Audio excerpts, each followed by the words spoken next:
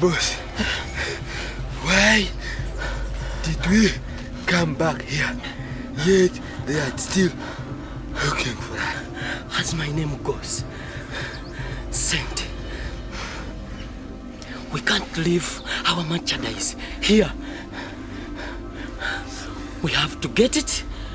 First, we have to look for it. We get it. We look for the buyers, and we disappear.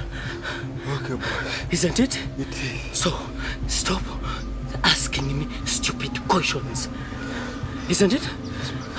Let's go.